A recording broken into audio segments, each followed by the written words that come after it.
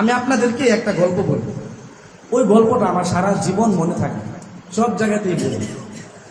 একদিন ছিল বৃহস্পতিবার, শুক্রবার সকালে সাধারণত বড় বড় মাদ্রাসাগুলোতে ফজরের পরে যখন ক্লাস হয়, ছাত্ররা যায় একটু আইসা করে ঘুমায়। ওই দিন আমারও ঘুমে ধরছিল। আমি নিচতলায় যেই ঘুমাচ্ছিলাম, এক ছাত্র ভাইকে বলছিলাম, ভাই তুমি হুজুরকে বললো যে আমি একটু অসুস্থ। আসলে আমি অসুস্থ না, মিথ্যা কথা বলছি। ওই ছাত্র হুজুর জিজ্ঞাসা করছে, রে নাজুর সাকিব কই? ওই ছাত্র বলতেছে, হুজুর ওর তো মাথাটা ব্যথা, ও ঘুমাইতেছে। হুজুর বলছে, ওরে কানটা ধরে নিয়ে আস। ওই ছাত্র আমার নিয়ে আসে। আমি কান ধরার দরকার নাই ভাই, আমি এমনি যাইতেছি হুজুরের কাছে। গেছি, হুজুর তুই শুয়েছিলি গেলি গা? হুজুর শরীরটা খারাপ ছিল। মাদ্রাসা মাত্র খোলা হয়েছে, মাদ্রাসা খোলার এক দুদিন তো ড্যাম থাকে, ক্লাস ড্যাম ছিল। হুজুর বললেন ব্যাটটা নিয়ে আয়। তাও কাকে? অন্য কাউকে না, আমাকে। আমি হুজুরের কাছে ব্যাটটা নিয়ে আসছি। হুজুর ওই দিনই হুজুরের কাছে প্রথম শাসন, প্রথম ক্লাস, মাদ্রাসা খোলার প্রথম দিন, প্রথম শাসন। হুজুর আমাকে এই হাতে একটা বাড়ি দিছিলেন, একটা বাড়িতে আমার এইখান থেকে এই পর্যন্ত লাল দাগ, রক্ত বের হয়ে গেছে।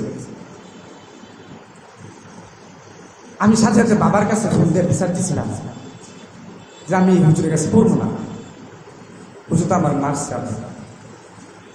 আমার বাবা বলছিলেন যে যদি হুজুরের কাছে না পড়ো তাহলে পড়ালেখা করার দরকার নেই। কিন্তু আজকে আমি এখানে আসছি তো হুজুরের ওই বাড়ির কারণে আসছি। হুজুরের ওই বাড়ি যদি না দিতেন তাহলে আমি আজকে এই জায়গায় বসতে পারতাম। এই ঘটনাটা কেন বললাম? এই ঘটনাটা এই জন্য বললাম যে বর্তমান সময়ে দেখবেন গার্জেনরা ছেলেদেরকে মাদ্রাসায় দেওয়া যায়। হুজুর একটা বাড়ি মারে, আব্বা আমার হুজুর মারছে, পড়তাম না। গার্জেনরা হুজুরে বকে, হুজুর মারলেন কেন? হিসাব দেন, কেন মারলেন, কি ভুল ছিল দেখান।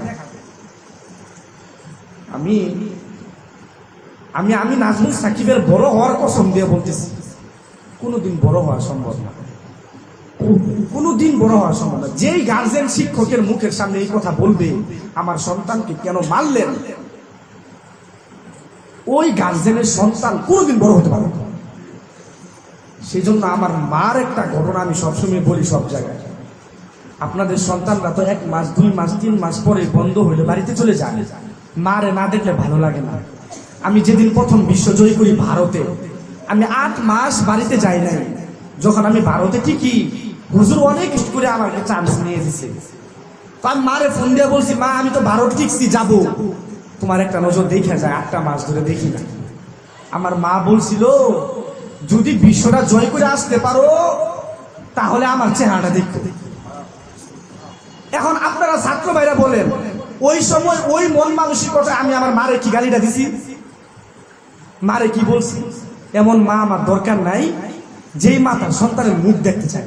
এই কথাটাই সেই দিন বলছিলাম। কিন্তু মা যদি ওই দিন নিজের ভালোবাসা ছিল না, মার কি ভালোবাসা ছিল না? পাথর ছিল।